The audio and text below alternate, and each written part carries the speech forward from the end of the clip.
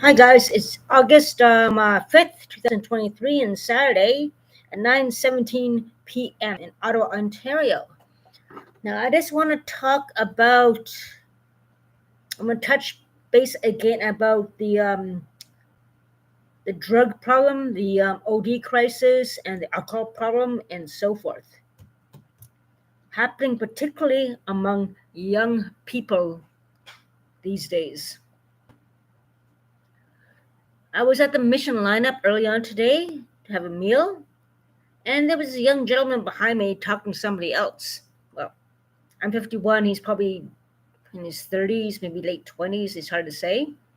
But he was talking about how he partied like hell the past week since he got his check. He bought $100 worth of booze, $200 worth of crack, and $50 worth of weed. He's young. He's resilient. He's lucky to be alive.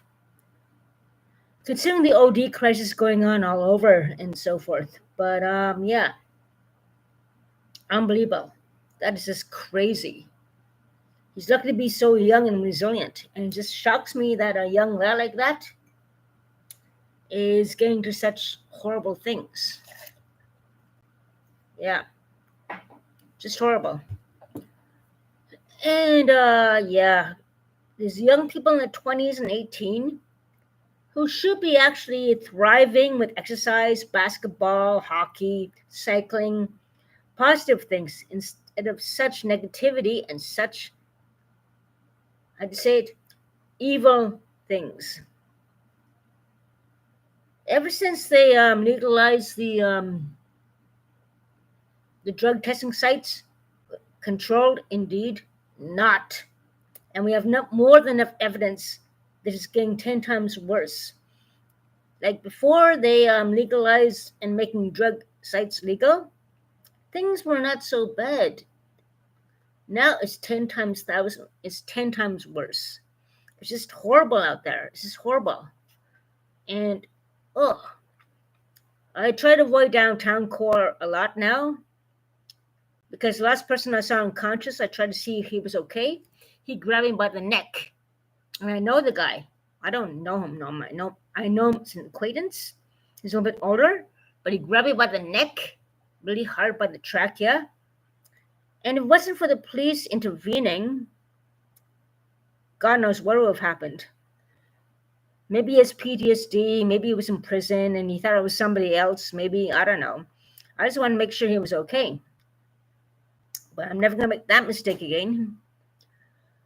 For a woman's sake and everything, all that, even for a man's sake, please be careful. Do not approach someone ODing.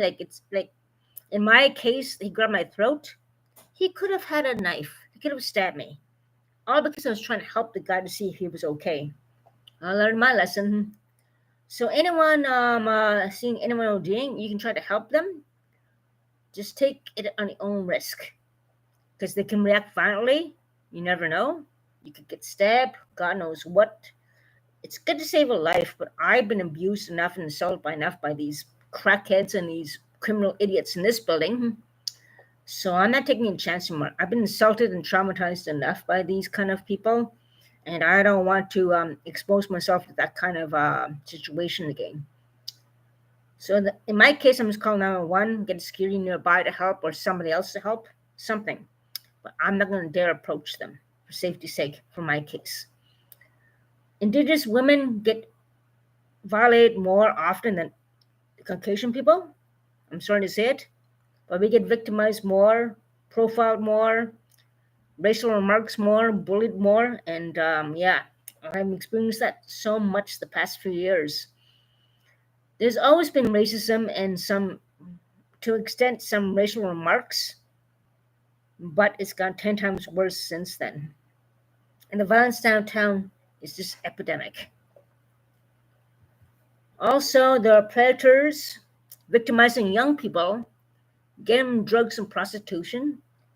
Human trafficking and drug trafficking go hand in hand usually with these people. And they try to cover up the tracks. Trying to be a smartass, but doesn't explain all the other instances of things. That's how they work. They think they're smart trying to get away with it. Oh, this really is my daughter and son. But that doesn't explain all the other young people going at one person's place and all these other people throughout the years. So you just gotta do the math, do exploration, investigation, blah blah blah.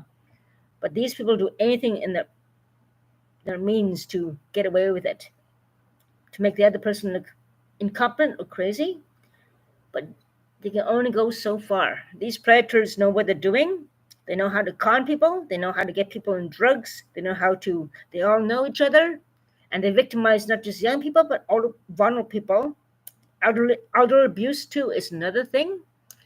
There's elder abuse, people taking advantage of people with mental issues, people who are reputed to be nice people. They take advantage of those people, get them in drugs, seduce them, rob them, as it happens with somebody I know.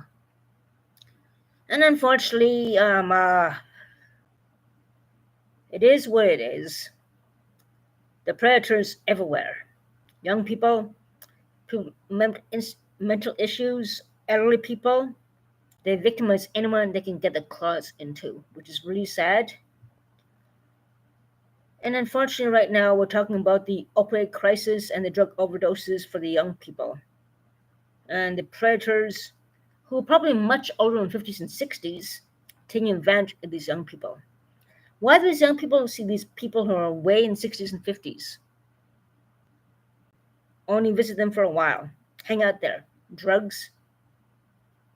I mean, come on, play football, go to high school, go to basketball, go to recreational centers. Do not hang out with these people known for crack and prostitution and drugs and criminal records and violence. You gotta do the math. No matter what they say and what try to set up, the truth will come out.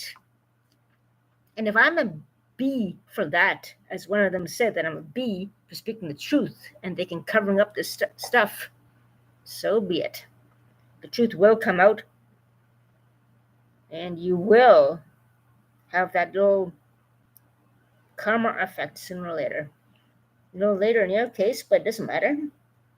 What goes around comes around. And the criminal activity, the drugs, all this stuff has got to stop.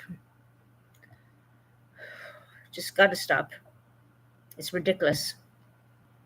That gentleman, that young lad, $100 in booze, $200 in crack, and $50 in weed. He's resilient because he's young, but that's not the way to live. That is just not the way to live. And it's happening everywhere. So, we have to do something about this. We have to bind together. We have to share stories, have support groups and everything about this. And, do something about it. Support groups are very important. And writing down stories and so forth is very important as well. So, the young people are going to be screwed over big time if they keep being predatorized and victimized by these people who are much older, criminal records, who get them into this. So, that's all I have to say right now. We got to try to save the young people, the new generation, the future of our children. And if these children get into drugs and everything, we are really definitely fucked. The new generation, this generation has to save the future generations.